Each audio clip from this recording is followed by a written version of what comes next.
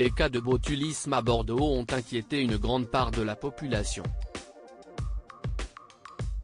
D'autres produits peuvent être responsables du botulisme, quels sont-ils? À Bordeaux, il y a quelques jours, plusieurs cas de botulisme ont été recensés après l'ingestion d'une conserve artisanale de sardines dans le Chin Wine Bar, un restaurant de la cité girondine. Un défaut de fabrication a coûté la vie à une femme de 32 ans, et l'hospitalisation d'une douzaine de personnes. Au-delà du risque des bocaux artisanaux mal stérilisés, d'autres produits peuvent être responsables du botulisme, et ils sont nombreux. S'il ne s'agit pas de céder à la panique, découvrez sans plus attendre la liste de ces aliments. Alors qu'on listait les aliments les plus dangereux au monde, voici ceux qui sont le plus à risque de botulisme. Les conserves restent néanmoins les premières suspectes, rappelle le site de Doctissimo, car la toxine que génère la bactérie Clostridium botulinum après une période d'incubation de quelques heures à quelques jours se retrouve surtout dans les aliments mal conservés.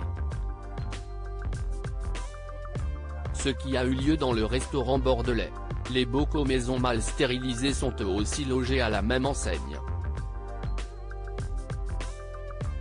Et ce quel que soit leur contenu? Le gouvernement du Québec précise néanmoins que les conserves faites d'aliments très acides ou à forte teneur de sucre ne sont pas à risque.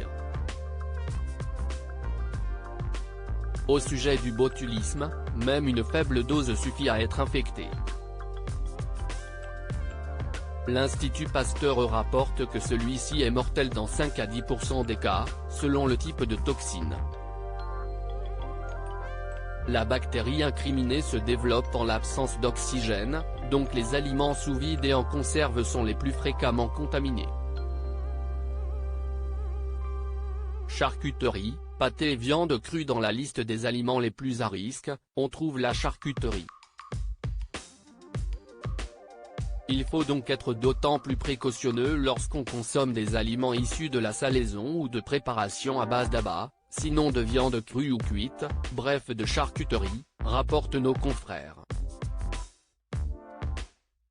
Le pâté, le jambon cru ou cuit, la mortadelle, les salaisons à base de viande de bœuf, mais aussi les saucisses sont tout aussi concernées.